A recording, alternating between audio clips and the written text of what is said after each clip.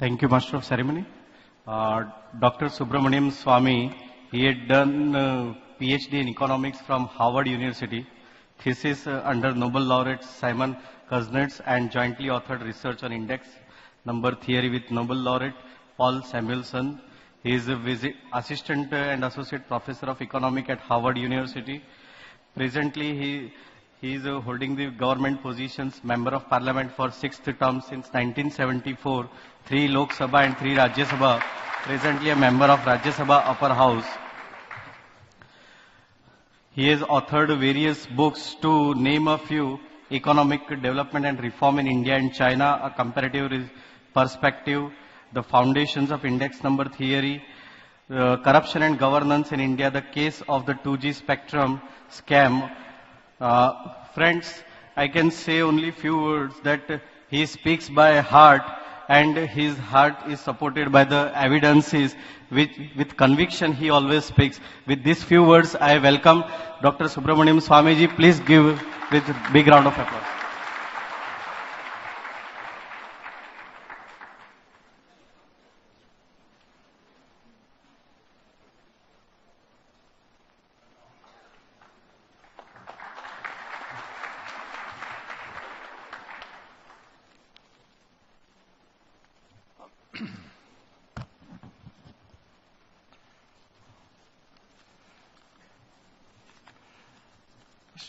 Mr. Agarwal, other office bearers on the stage, and ladies and gentlemen of this great profession called Chartered Accountancy. I first got a serious look at Chartered Accountancy when I studied the National Herald case. There I found that a 5 lakh rupee private limited company was able to hold as a wholly owned subsidiary a 5,000 crore assets company by just paying 50,000 rupees, or 50 lakhs, excuse me. I would also like to do that kind of bargain. And of course, soon enough I found that there was criminal misappropriation, breach of trust, 420, and all that. So that dissuaded me from doing it.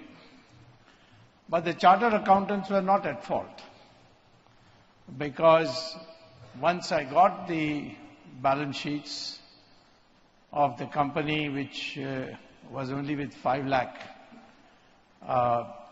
authorized capital, and the company with 5,000 crore assets company, I knew that the chartered accountants had done their job, and that's how I was able to catch them. I don't think chartered accountants should be held responsible for fudging in the company accounts. I think they should be, the chief financial officer of the company should be held responsible.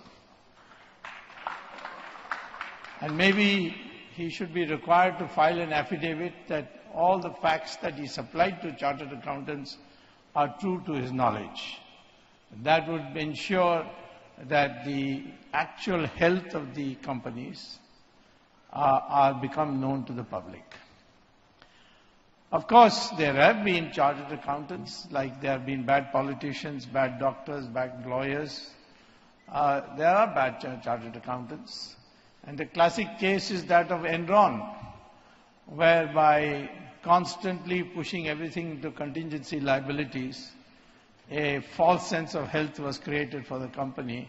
And ultimately, when it was found out, the company collapsed, and its top management people had to go to jail. So therefore, I accept invitations whenever the chartered accountants give me, because I get something to learn. Now I got some new books on GST, and I would like to say a few words about GST also today before giving the general picture of the economy today. I had in fact on May 9th, written a 16-page letter to the Prime Minister, telling him in the letter that there were 5 storm signals which he has to take note of, and that the growth rate calculation would show a deceleration, not an acceleration, and he has to take corrective steps for that.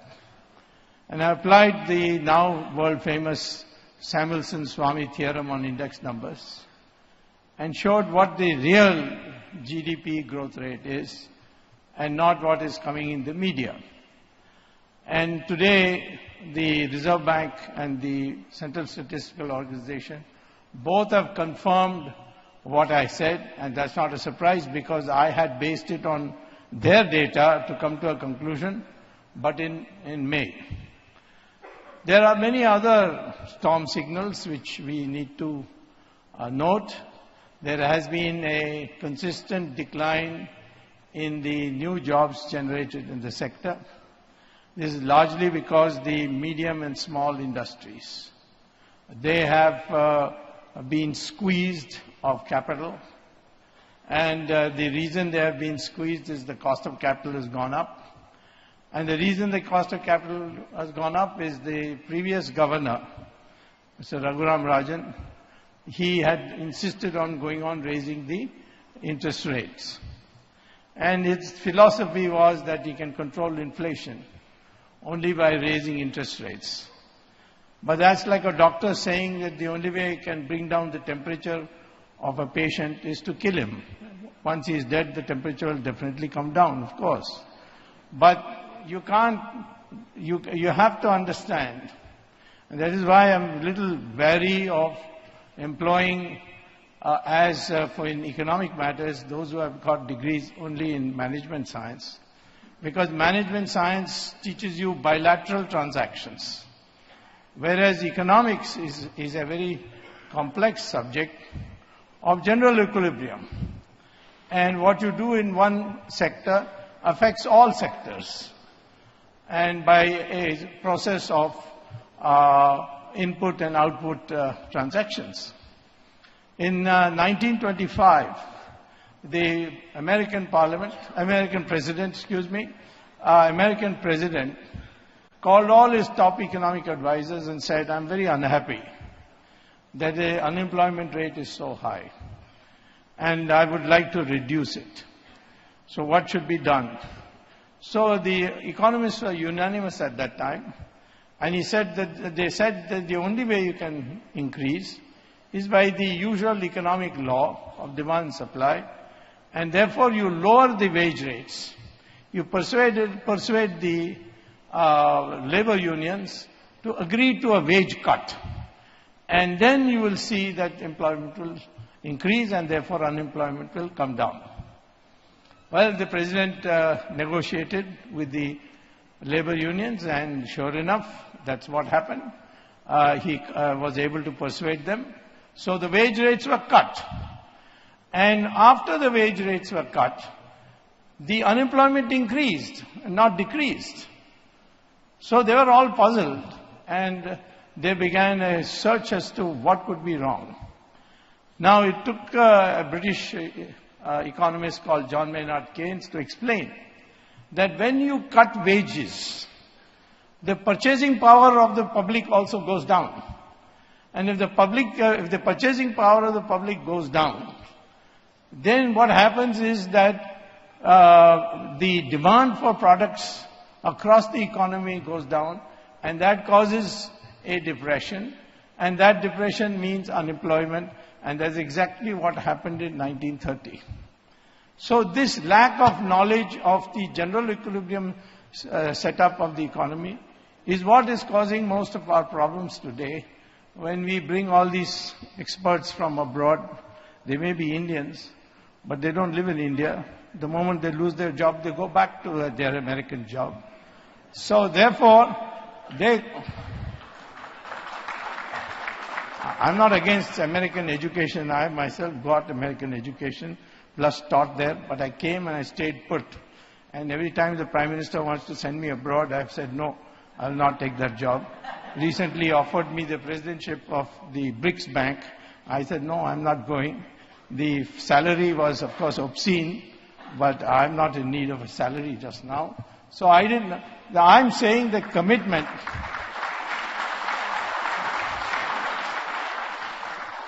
The commitment to the country plus the knowledge of the general equilibrium network of the country is extremely important. And therefore, when you raise interest rates, the cost of capital goes down. Big industries perhaps can survive that because they have access to funds abroad. But it's the small and medium industries who depend totally on domestic financing that get affected. Their cost of capital goes up and they have to close down. And if you look at the data for the small and medium industries, it has been deplorable.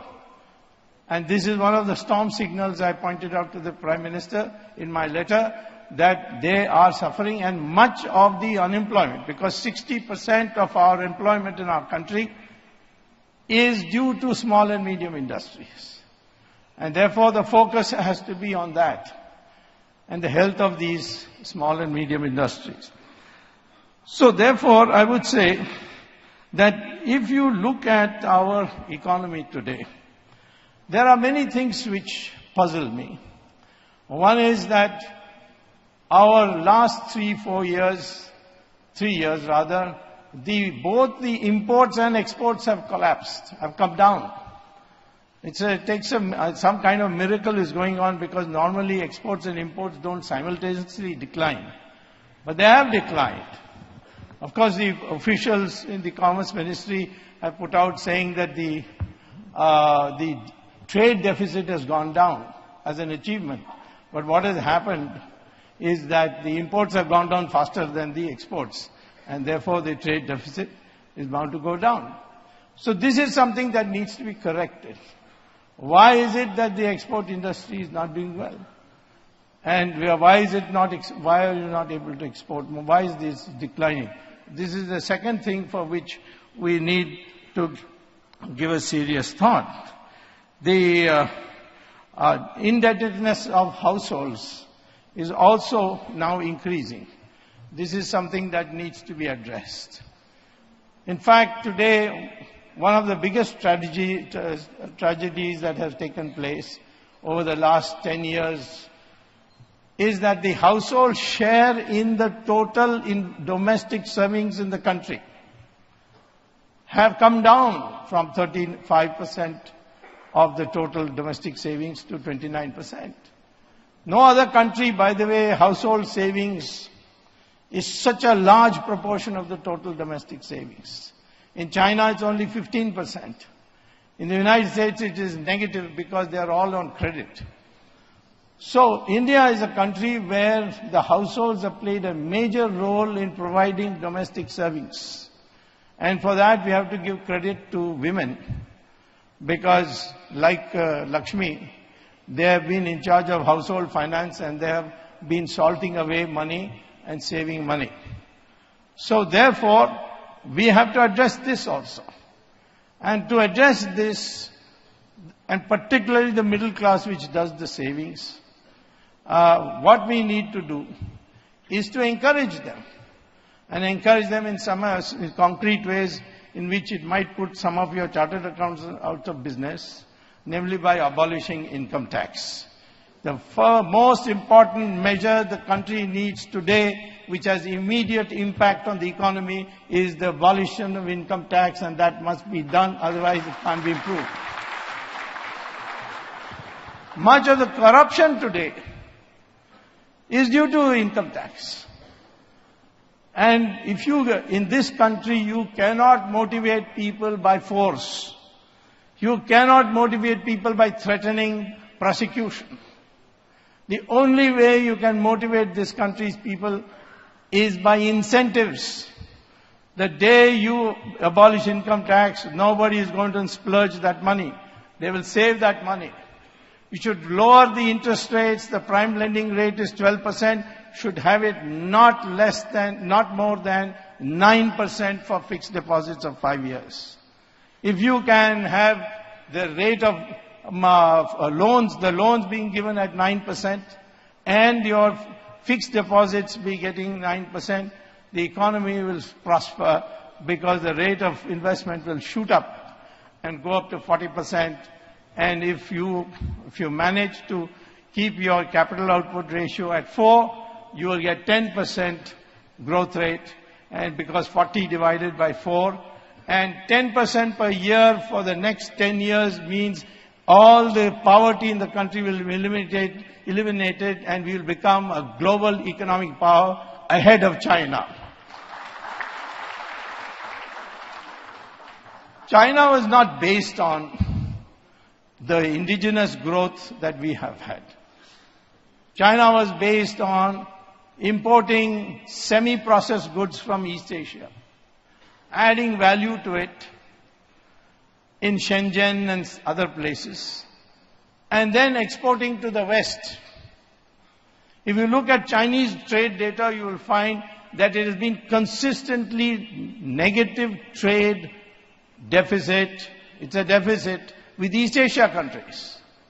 But it has a huge positive trade balance with Europe and America.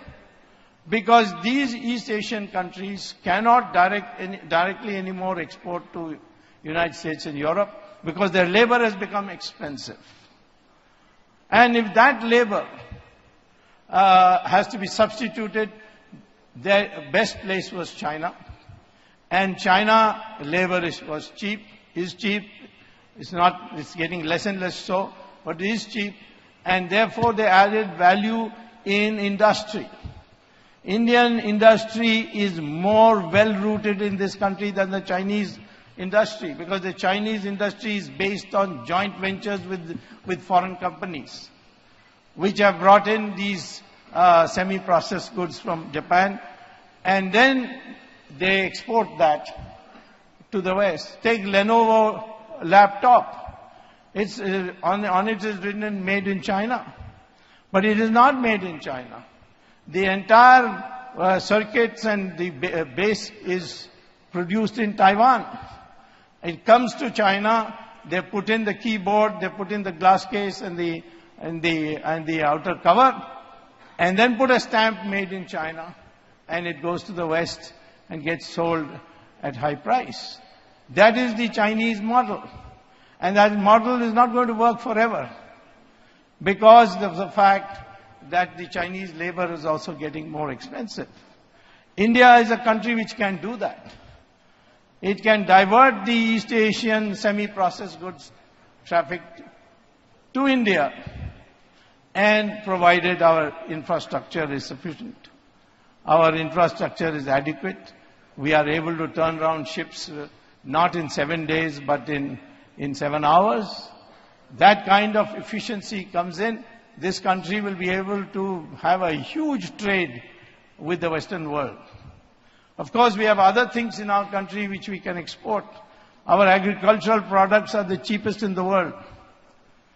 They are, the wheat prices compared to America is 1/4. Rice compared to Japan is 1/6. Fruits, flowers, milk, all these are exportable for us. But we haven't got that focus yet. The day we get that focus and make agriculture a globalized sector, you won't have to give subsidies to the farmers. They will earn enough from their exports to be able to do that. For that, we need to develop infrastructure in a major way. And that is what we have not been able to do because there's a backlog. It's unfair to blame our government, which has been here only for 3 years. But the 70 years backlog has produced this situation. In railways, we were ahead of China in 1948.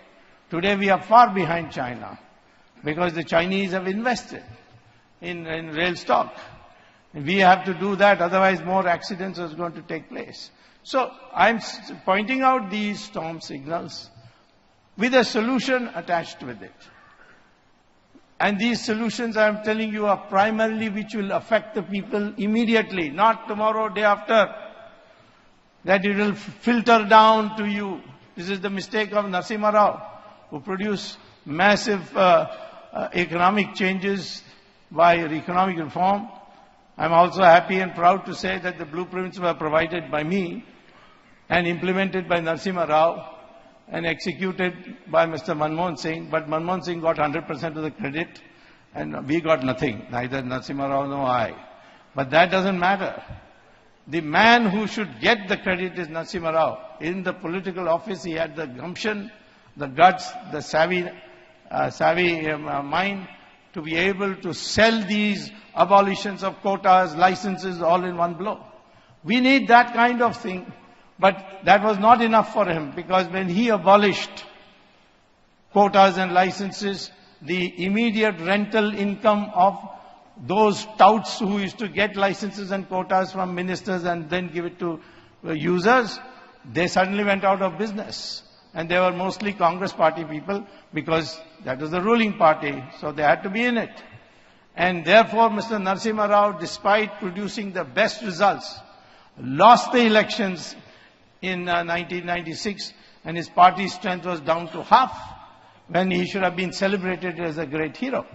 So I'm saying today to you that we are capable of a fast growth of 10% per year without any difficulty, because already we have reached 36% domestic savings, 1 or 2% foreign investment, and now if we incentivize, this will rise to 40%, with a 4.0 capital output ratio means 10% growth rate, and 10% for 10 years means India becomes a developed country ahead of China. We are number 3 in absolute value of GDP. Now, some of the measures taken in recent past have been very, very, imaginative, has received a lot of praise, and your chartered accountants are at work very hard to make it comprehensible because it's complex. One is the GST. I've never been against GST, although there's popular misconception that I've opposed GST. I was opposed to an appendage, a private limited company called GSTN, Gross Goods Service Tax Network. In view of the fact that we have decided to put one tax at one place, at the moment we are not doing that. I think it is 4 taxes perhaps, and at many places, but ultimately goal is to put one tax at one place, indirect tax, not the present system of every state imposing tax by itself. Therefore, you need a massive computer program which brings all this data for processing. Why processing? Because the central government, by a constitutional amendment, has today taken the authority to collect indirect taxes.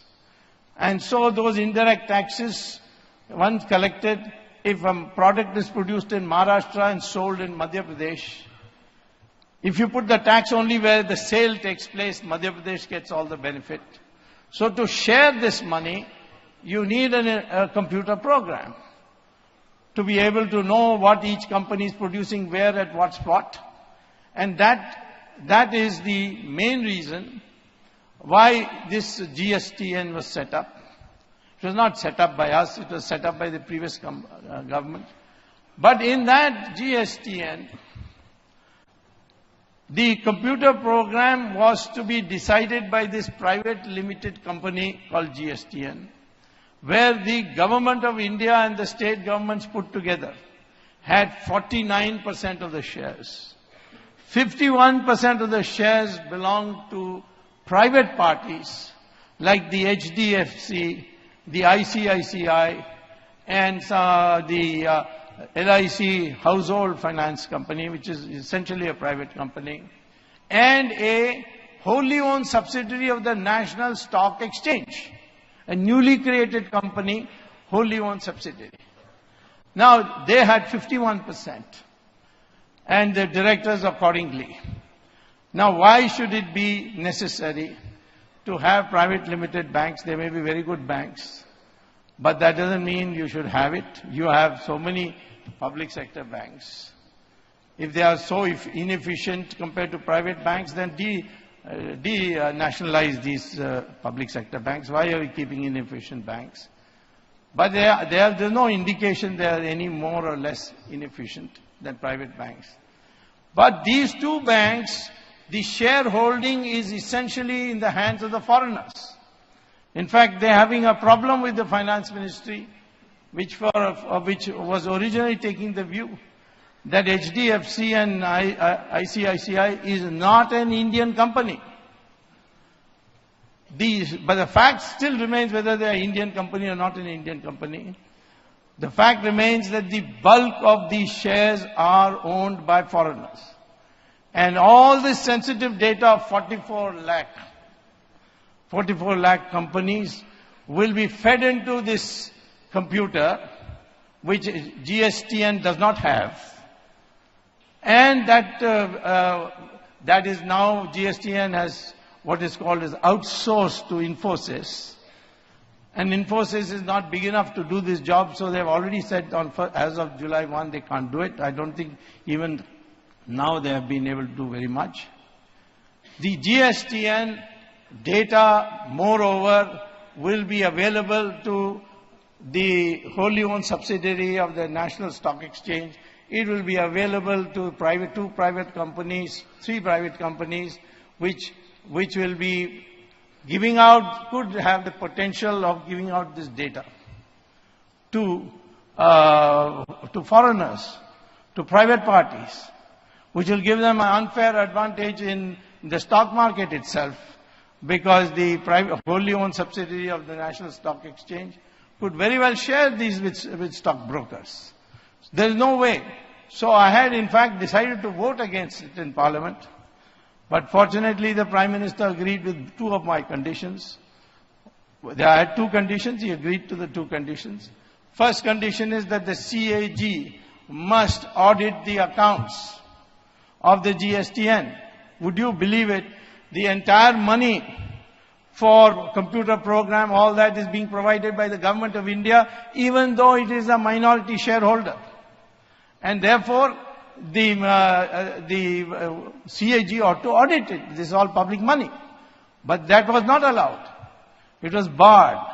Fortunately, the Prime Minister intervened on June 28th and ordered that the CAG will audit the workings of the GSTN and the way they spend the money.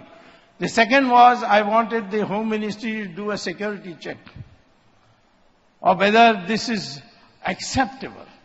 Parliamentary committee set up for this purpose was unanimous that this is not secure and should be removed. And it was headed by a BJP member, and unanimously with Communist Congress, everybody in it, they said, recommended to the government, this instead of HDFC, ICICI and this LIC Housing Finance Corporation and this wholly owned subsidiary of the National Stock Exchange should be replaced by public institutions, public banks.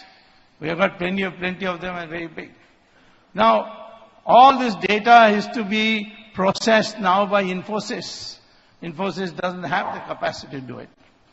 Do the government has? Yes, the government has NSDL, which has been doing for income tax all over the country.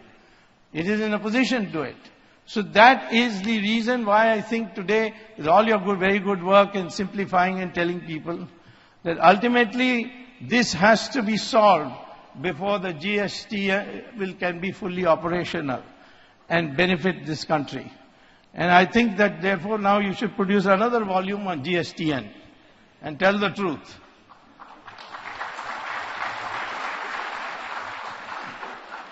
I want to say that the potential of this country is so high that it's very, very important for all of us to realize and have this self-confidence.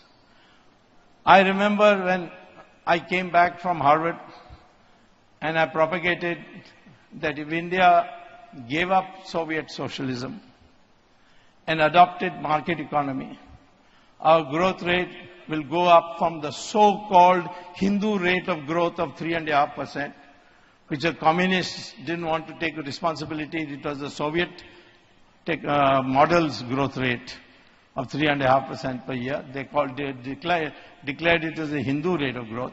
Anything bad must be Hindu, of course, according to the left wing in this country. So, the growth rate was, if the growth rate is to increase to say 10%, I had advocated market economy.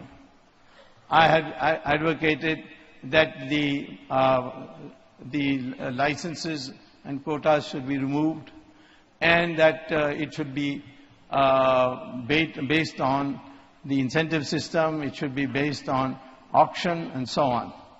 These I have had the opportunity later on, because I suffered a lot when I came back. I became a professor, full professor at IIT at their invitation. Mrs. Gandhi read my book, Indian Economic Planning, Alternative Approach. She was so upset with it that without knowing who I am, except that I was a professor at IIT, she read the book of select passages in Parliament and said, such people are financed by our public money to be professors in India. And the net result was that the next day I was dismissed from IIT. Of course, I went to court. That was my first tries with court.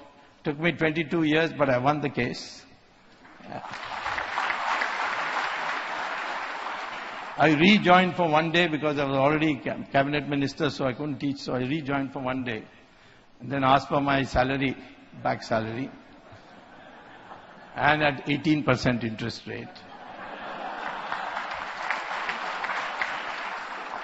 For that also, they offered 10%. I said, no, 18%. I said, I'll go to court on that also. They said it'll take 22 years. I said, doesn't matter, I'll get 18% in the end. And so I'll get a big 44%, 44 years of 18%. That'll be a big amount, and I'm about to win the case. In the meantime, of course, when Janata came to power, Morarji Desai appointed me on the board of governors of IIT, the very body which dismissed me. On one condition, I accepted that all others who are sitting there who dismissed me should be dismissed first. And they were dismissed. And in 1990, when Chandrasekhar became Prime Minister, we were able to prepare the blueprints. Manmohan Singh was our economic advisor. I called him back from Geneva, where he had run away. And we worked out a blueprint, which Mr. Narasimha Rao's successor, who gave me a cabinet rank as head of the GATT Commission. He wanted me to join his party, but I told him his party is a family property, and we are all tenants there as members. And I said, you also will meet a very bad fate, I'm telling you. But anyway, he brought me in through the back door, so to speak, by giving a chairmanship of commission. And we implemented it, and growth rate increased year by year till the last year of 8% per year. And this was a miracle. But what did we do? We just freed the people. That should be the concept. How to empower the people to stand on their own feet. This country is a people of individuals.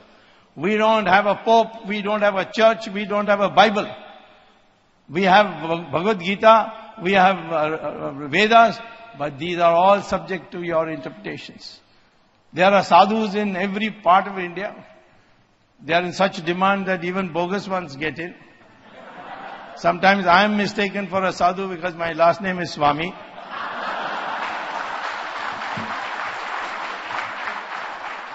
And probably I'll earn a lot more money if I put on Bhagwa and sat in an ashram. But the fact of the matter is that Indians are people who are bound by one culture. That was demonstrated in 1977 when the poorest of India, Uttar Pradesh, Madhya Pradesh, Rajasthan, etc., they stood up and voted for democracy and defeated Mrs. Gandhi, which the educated South could not do. This shows the basic culture of this country is that we are all together. We have not been divided. People were predicting in 1947 that India will break up into 20 countries. Churchill said so. Richard Nixon said so. Other countries are broken up.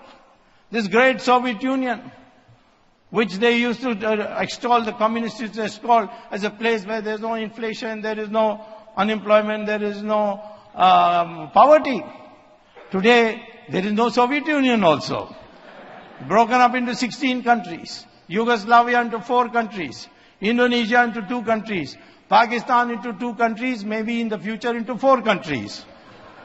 So, therefore,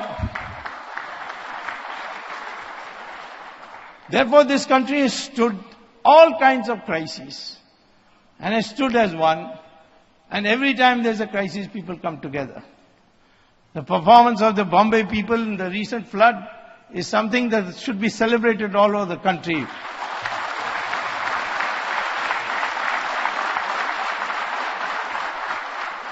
And we were once upon a time the most developed country of the world. The decline took place because of foreign invasions. But we can once again become. We contributed to science, calculus, whatnot to the whole world. In fact, Einstein used to popularly say that to India we owe the debt of learning how to add and subtract. They taught us how to count. This country has the talent, and it requires the empowerment of the people. Not to be harassed if they do good, if they make profit, but to be able to stand. So potential is enormous. There is no limit to how much we can produce in agriculture if we give the right inputs for agriculture. There is no limit to the amount we can export. There is no limit to this young population in terms of innovations. If we can convert our 60% of the world's deposits of thorium in India to usable in a reactor to produce energy, we will not only produce enough energy for us, but for all over the world. The young people coming out of all our technical professional institutions, they are the brightest in the world. They perform abroad also. They head big corporations in America. So what is stopping us from becoming a corruption-free country? It's basically a system which empowers, which incentivizes the people, and therefore chartered accountants have a major duty in suggesting to the government from time to time that what are the simplifications in the laws that are necessary, because you're looking at it like a surgeon looks inside the body. And therefore, you have this great responsibility to bring out a manual which laws should be abolished, which should be simplified, which should be reduced, so that administrators in this country know that. And therefore, this great profession, I'm thankful to you. You invited me today. Namaste.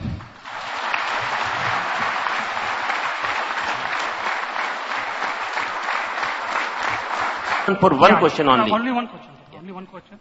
Sir, you told that abolish the income tax. Good. But then how the money will come?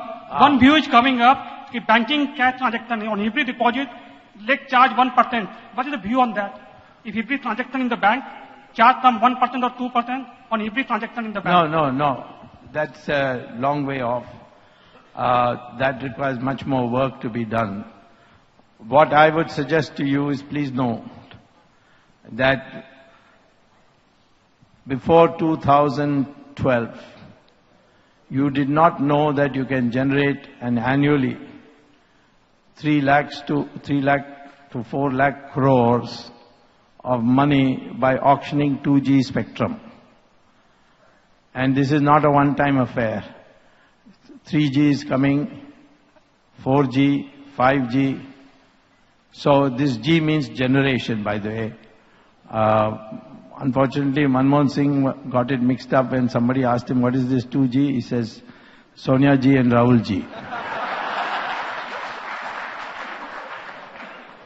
We have yet to fully auction coal.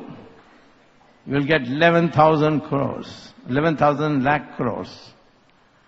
If the amount of black money abroad, which we have not really seriously yet made an attempt, because I had spoken to the Prime Minister once about a year ago on how to bring it back quickly. through the United Nations Convention on Corruption rules. He asked me for a note which I gave him. A great jurist called Fali Nariman has in fact written an article how it can be done. And if we adopt that, you will get 120 lakh crores from abroad. And what is your total income tax revenue? 5 lakh crores. That's all it is. So to say where we will get the money from, I'll say you auction your resources. In fact, even if you auction media rights for IPL, you will get 60,000 crores, you see. So there is plenty of resources in this country. It requires pricing. The correct pricing can only through auctions. And these are the things that you should hunt for. And increasingly give up those taxes which harass the Indian public and go to some things which are easy to do, especially with the e-auction. Sir, if we abolish the Income Tax Act and replace it by the Banking Transactions Tax, the Banking Transactions Tax has already failed in 7 countries. Yes. Now, whether it's failed or not, it's difficult for us to do it because the banking transactions doesn't cover all the tax-paying population, all the transactions that have to be, which are taking place at a shop level. That aside, there will be an incentive to avoid using banks because of the attraction of the Banking Transactions Act. So many minuses in it. These have to be rectified. It's a good proposal worth studying. But as of now, I'm not in favor of Banking Transaction Act. Yes, it's failed in Brazil, you're right. But doesn't mean it has to fail here. But at the moment, I don't think we are ready for it. Sir, you have talked about thorium-based reactors. Yes. But India has imported and is importing all reactors which are based on uranium. Yes. Even fast breeder reactors are also based on uranium. Yes. So what are we going to do with the 70% of the world thorium reserves? Why can't this such a simple thing the government is realizing?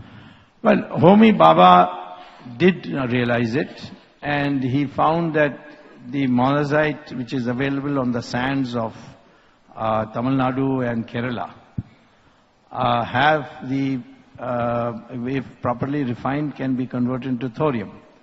You might be reading newspaper accounts that sand smuggling is taking place in Tamil Nadu. Now I thought only crazy people will export sand, which is available all over the world.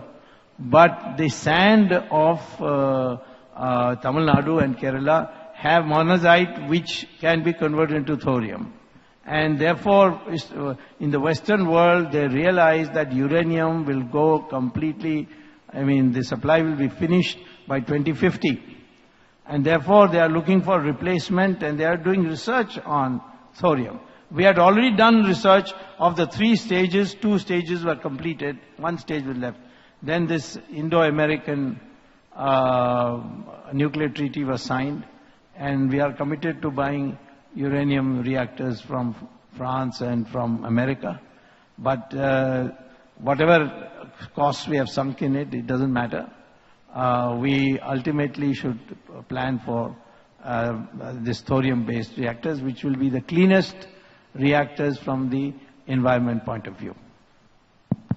Sir, regarding this demonetization, would you feel it is a success or a failure?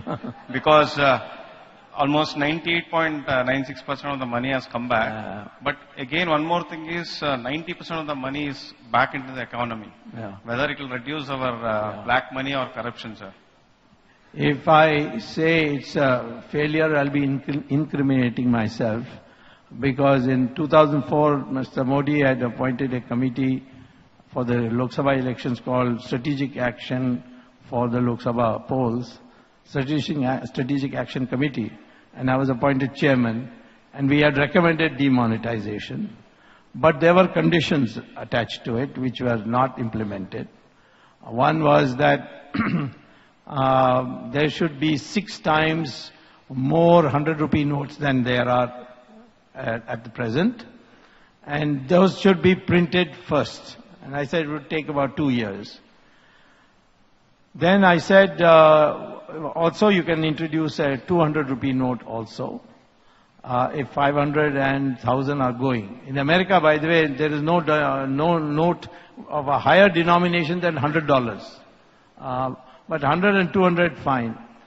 But I felt that when you announce the demonetization, you should declare that whatever cash you have, black, white, anything, you have the authority to deposit it in your personal bank account. No questions will be asked, but 25% will be taken away by the government. And 25% you can withdraw as cash in your new notes. And remaining 50% will be kept in for 5 years in a fixed deposit at 2% interest. Now, first of all, when the demonetization was declared, there was no new currency printed. Second is this suggestion of mine that you can, later on, in middle of December or thereabouts, they implemented it, but the finance minister changed government's 25% share to 50% shares. And the 2% interest was removed. Now nobody went for it because the bank clerks and touts and all were giving at 25%. So why I should give government 50%, you see? So that was another failure that happened. Broadly speaking, I would say that previously I had 10,000 rupees in black, in old notes. Now I have 7,500 rupees in black, but in new notes. And the touts have got the remaining 25%. So the circulation of black money is more or less the same. Hello. But if you abolish income tax, the black money will be over very soon. One last question. This is the last question. Yeah. So with China looking to dominate us everywhere, in UN, NSG and everywhere, and the military clash is out of option. So are we doing enough to break China's back economically? And if not, what should be done? Well, you can have a long-term plan. If you develop your infrastructure, China is finished. Because that semi-processed goods will come to us. In fact, these East Asians whom I have talked to, Japanese, South Koreans, Taiwanese, they say, we prefer India because you have a court system, you have intellectual property that is internationally compliant. So we prefer, but he said there is, this horrible corruption. First of all, the roads are terrible. There are potholes everywhere. It takes long time to travel 200 kilometers. So as long as you don't improve your infrastructure, it will be difficult for us to come. And that's fair enough. And I think Mr. Gadkari has done a wonderful job, but he's been there only 3 years. And he needs more time. But I do think that we can change our infrastructure, because infrastructure doesn't require any great rocket technology. Nor does it require highly skilled labor. So therefore we are in a great advantage to improve our infrastructure. And therefore I think China can be done this way. And of course this Malacca Strait, we are on one side of it and Indonesians are on the other side. If we have a pact that we will control that Malacca Strait, then China will be in great difficulty in that.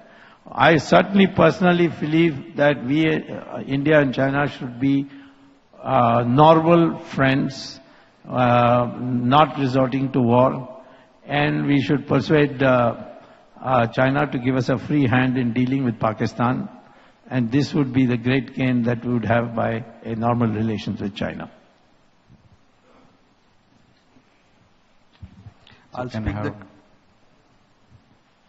Can I have one question, please? Service bhai. Yeah. Service bhai. Yeah. After we will take your question. Service bhai, please. I'll speak the truth, nothing but the truth. Why do we love hearing Subramaniam ji? I think we all love to hear him because somewhere he rekindles our conscience for the good of ourselves and the nation. The chartered accountants all over the nation have heard him, and I think what has fallen are the companies that are foreign companies, but Indian companies have survived. It is because we have always attacked the businessmen rather than the businesses, and chartered accountants have well protected the businesses. Dr. Subramaniam Swamy, India's foremost and very vocal economist, besides being a mathematician and a very successful politician, having an opportunity to listen to the thoughts of such a learned intellectual and incredible fighter of the cause of political, social and legal reform is always an honor. There are many demands on his time, but he has kindly consented and graced this occasion and given the slice of his time and shared his thought with us.